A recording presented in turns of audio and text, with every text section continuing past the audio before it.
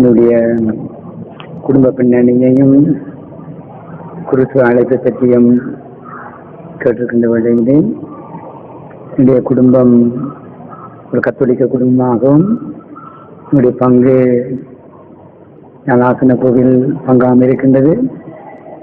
அப்படி என்னுடைய அப்பா ஒரு ஆசிரியராகவும் அதே வேளையிலே கோவிலே கூடுதலாக ஈடுபாடு உடையவராகவும் இருந்ததினாலே நாங்களும் கோவில் காரியங்களிலே கூடுதலாக ஈடுபடக்கூடியதாக இருந்தது. அதுவழியில் எங்களுக்கு என்னுடைய குடும்ப நிலைகள் 6 பிள்ளைகள், அதிலே ஒரே ஒரு பெண் பிள்ளையாக தங்கச்சி இருக்கின்றார். இனி 5 பேர் நாங்கள் கோவிலே கூடுதலாக ஈடுபட சந்தர்ப்பம் கிடைத்தது.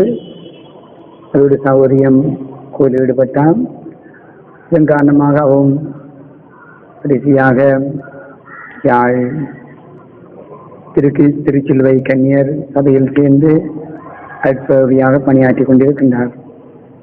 அதே வேளையிலே இந்த ஜெகலே கூடுதலாக நாங்கள் கோவில் காரியங்கள் ஈடுபடுவதனாலே நாங்கள் என்னுடைய குருத்துவ அழைத்தல் அங்கே இருந்த குருக்களாலும் அதேபோல என்னுடைய பெற்றோரினாலும் ஊக்குவிக்கப்பட்டது. இதை முன்னிட்டு நான் என்னை ஒரு குருத்த நிலைக்கு கையளிப்பதற்கு என்னுடைய ஆசிரியரோடும் என்னுடைய உதவியோடும் நான் இந்த அழைத்தலே என்னை இணைத்துக் கொண்டேன்.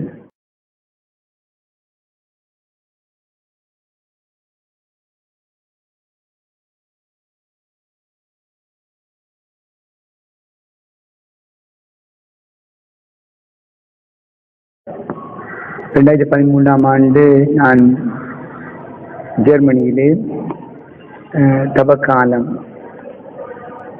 தவக்காலத்திலே பங்கெடுக்க அழைக்கப்பட்டேன். சிறப்பாக உங்களுடைய ஆன்மீக இயக்குனர் அருட்தந்தை பெனட் அடிகளாரின் அழைப்பிலும் அதே வேளையிலே உங்களுடைய ஒத்துழைப்பிலும் நமது ஆயர் மேதகு தோமஸ் சவுந்தரநாயம் அடிகளாரின் அனுமதியோடும் நான் இந்த தவக்கால நிகழ்வுகளை இதில் பங்கெடுக்க அழைக்கப்பட்டிருந்தேன். அதே வழியிலே அருட்தந்தை அவர்கள் எனக்கு மிகவும் உற்சாகமாக ஊக்கமாக இருந்ததோடு அது மாத்திரமல்ல, இந்த தவக்கால பணிகளை நான் மேற்கொள்வதற்கு பலவிதமான ஒழுங்குகளை செய்திருந்ததை காணக்கூடியதாக இருந்தது. அது மாத்திரமல்ல, சென்ற இடங்களில் எல்லாம் அங்கே இருந்த மக்கள் இந்த 2013ஆம் ஆண்டு தவக்காலம் ஒரு வித்தியாசமான தவக்காலம் என்று நான் சொல்லுவேன். என்று சொன்னால், தவக்காலம் தொடங்கி முடியும் வரை ஒரு குளிர்ந்த காலநிலைக்குள் தான் நான் பணிகளை செய்ய அளிக்கப்பட்டிருந்தேன். அதுவழியிலே அங்கேயும் அந்த மக்கள் எந்தளவு இந்த குடியுரிமை மத்தியிலும் தங்களால் வரக்கூடியவர்கள் வழிபாட்டிலே பங்கெடுத்தார்கள். என்று சொன்னால், பெரிய சனிக்கிழமை கூட ஸ்னோ கொட்டிய நிலையிலும் வழிபாடுகளை நாங்கள் ஆரம்பித்தோம். ஈஸ்டர் 2ம் இந்த ஸ்னோ காலநிலைக்குள் தான் நாங்கள் நம்முடைய பணிகளை செய்யக்கூடியதாக இருந்தது. ஆனால் இந்த தியானங்களிலே பங்கெடுத்தவர்கள்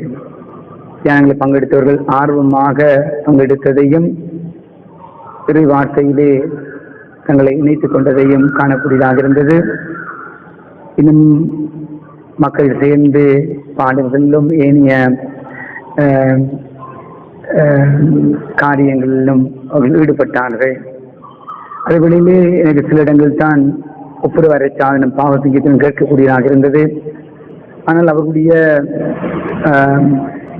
ஒப்புரவு அரைச்சாதனத்தில் பங்கெடுத்த வேளையிலே நிச்சயமகள் உள்ளம் தொடப்பட்ட நிலையே பலர் கண்ணீரோடு தங்களுடைய பாவங்களை அறிக்கையிட்டு மன்னிப்பு கேட்டது நிச்சயமாவுடைய ஆன்மீகத்தின் வளர்ச்சியை காட்டுகின்றது. ஆகிய வேளையிலே சிறப்பாக 2013 தவக்காலம் இந்த நாட்டு மக்களை பொறுத்த மட்டிலே அல்லது வழிபாட்டிலே பங்கெடுத்த மக்களை பொறுத்த மட்டிலே ஒரு புதுப்பித்தலை கொடுத்திருக்கும் என்று எண்ணுகின்றேன். எல்லாரோடும் விரிவாக கதைக்க முடியாவிட்டாலும் சிலருடைய கதைத்தலிலிருந்து உரையாடலிலிருந்து பலர் தனிமை உணர்விலும் அதே வழியிலே பலவிதமான சோர்வுகளிலும் கழிப்புகளிலும் அதோடு வேலை பழுக்களிலும் குடும்ப சுமைகளிலும் நுழைந்திருப்பதை காணுகின்றேன்.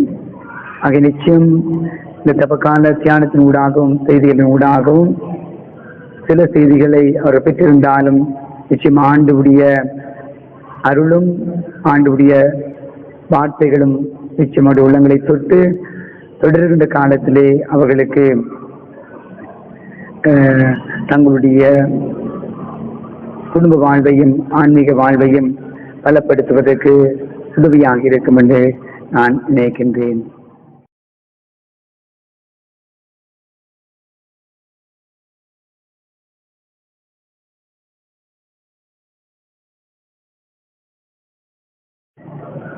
ஜெர்மன் வாழ் தமிழ் கத்தோலிக்க மக்களுக்கு நான் கூறும் அறிவுரை என்னவென்றால், பெரியமாக யூரோப் நாடுகளில் வாழுகின்ற மக்களை புலம்பெயர்ந்தவர்கள் என்று அழைக்கின்றார்கள். ஆனால் என்னை பொறுத்த மட்டிலே புலம்பெயர்ந்தவர்கள் என்பதை விட நாட்டின் நிலைமையின் காரணமாக இறைவனால் அனுப்பப்பட்டவர்கள் என்று நான் நினைக்கின்றேன். அவ்விதமாக அன்றும் பேசியவர்கள் சிதறி சென்ற வேளையிலே தங்களால் இயன்ற பணிகளை அவர்கள் ஆற்றினார்கள், விசுவாசத்துக்கு சான்று பகர்ந்தார்கள். அதே வேளையிலே தங்களுடைய காரியங்களை இறைவனுக்காக செய்தார்கள்.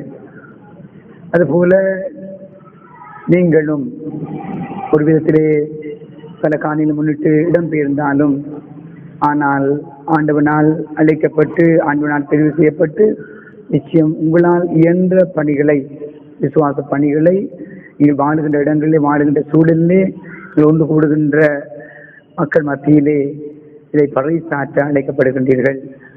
நிச்சயம் சோதனைகள், நிச்சயம் குழப்பங்கள், கலக்கங்கள் எல்லாருக்கும் இருக்கின்றது. ஆனால் ஒன்றை மாத்திரம் கூறிக்கொள்கின்றேன், ஆனால் உங்களிடம் விசுவாசம் இருக்கின்றது. ஆகிய இந்த விசுவாசத்தை முன்னிட்டு நீங்கள் இன்னும் விசுவாசத்தில் வளர குடும்பத்தை இறைவனுக்கு அர்ப்பணித்து வாழுங்கள் என்று நான் சொன்னார். என்னிடம் வாருங்கள், நான் உங்களை வாழ வைப்பேன். ஆகிய அந்த வார்த்தைகளும் அந்த வாக்குறுதிகளும் நிச்சயம் எல்லா மக்களுக்கும் அருளையும் இன்னும் எல்லா மக்களுக்கும் உறுதியையும் கொடுக்கின்றது. இதுதான் தொடர்ந்தும் விசுவாசத்தில் நீங்களும் வாழ்ந்து இறை மக்களாக உங்களுடைய குடும்பத்தையும் ஏனைய மக்களையும் வழிகாட்டிகளாக வழிநடத்த அழைக்கப்படுகின்றீர்கள் என்பது என்னுடைய தாழ்மையான சிந்தனையாக இருக்கின்றது.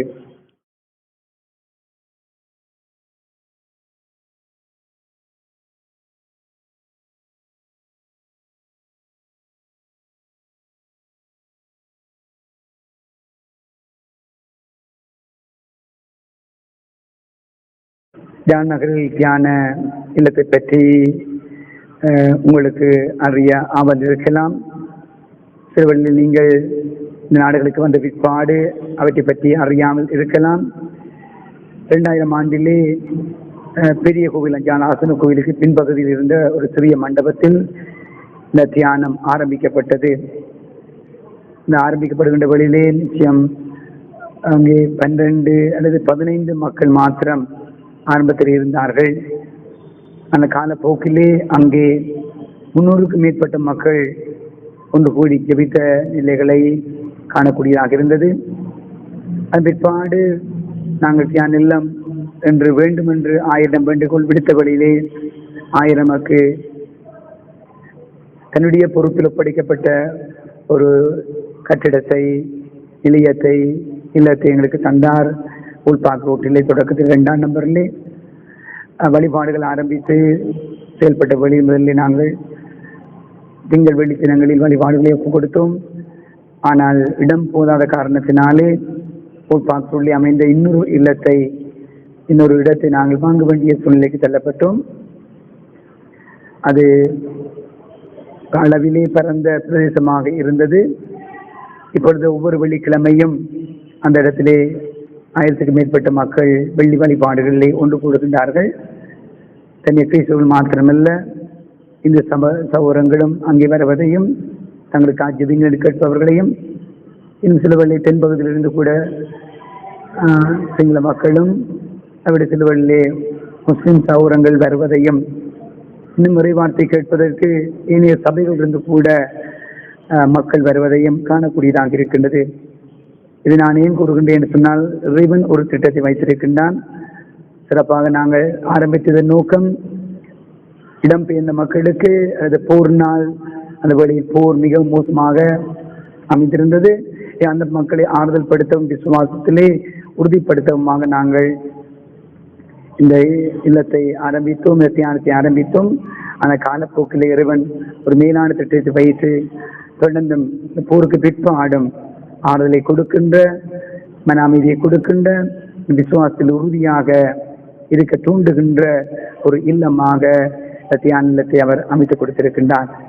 ஆகிய நாங்கள் இந்த வேளையிலே இறைவனுக்கு நன்றி சொல்வதோடு, இறைவன் வைத்திருக்கின்ற மேலான திட்டத்துக்காகவும், இறைவன் தியான இல்லத்திலே ஒரு சிறிய கல்வாரி மலை அங்கே அமைக்கப்பட்டிருக்கின்றது. ஆகிய தியானத்துக்கு வருகின்றவர்கள் கல்வாரி மலையிலே ஏறி அங்கே பாடுபட்ட சிறுவையில் இருக்கின்ற இயேசுக்கு தங்களை கையளித்து தொடர்ந்தும் தங்களுடைய வாழ்க்கையில் வருகின்ற பாடுகளை இறை வார்த்தையின் பலத்திலே தாங்கிக் கொள்வதற்கு அவர் பலம் பெற்று செல்லுகின்றார்கள். பல நன்றி கடிதங்களை காணுகின்றோம், பல விண்ணப்பங்களை காணுகின்றோம். வீட்டிலே மக்களுடைய விசுவாசம் படிப்படியாக வளர்வதை காணுகின்றோம். இதை மீண்டும் திருமணத்தை நன்றி சொல்லி, திறன் வைத்திருக்கிற மாபெரும் திட்டங்களுக்கு நன்றி சொல்லி, சிறப்பாக இந்த விசுவாச ஆண்டிலே தொடர்ந்தும் நாங்கள் விசுவாசத்திலே வளர ஆசிக்கின்றோம், முயற்சிக்கின்றோம். எனவே இந்த வேளையிலே ஜெர்மன் கத்தோலிக்க ஆன்மீக பணியகம் இந்த சிந்தனைகளை ஏற்று அதன் மூலமாக ஜெர்மன் மக்களுக்கும் நமது மக்களுக்கும் ஆண்டும் வைத்திருக்கின்ற மேலான திட்டங்களை எடுத்து கூற இந்த சந்தர்ப்பத்தை ஏற்படுத்தி தந்தமைக்காக அவர்களுக்கு நன்றி கூறுவதோடு, அவருக்கு பொறுப்பாக இருக்கின்ற அருட்தந்தை ஜெனட் அடிகளாருக்கும் அவரோடு சேர்ந்து உழைக்கின்ற ஒவ்வொரு பணியாளர்களுக்கும், இன்னும் அவர் செல்கின்ற இடங்களிலே சந்திக்கின்ற மக்களுக்கும், அங்கே அவருக்கு துணையாக இருக்கின்ற இனிய குடும்பங்களுக்கும் நன்றிகளை கூறி, தொடர்ந்து முடிய விசுவாச பயணம், விசுவாச வாழ்வு ஆண்டுடைய வார்த்தையிலும் ஆவின் அருட்பொழிவிலும் உறுதியாக இருக்க அருள் கேட்டு இந்த வழியில் என்னுடைய உரையை நான் நிறைவு செய்து கொள்கின்றேன்.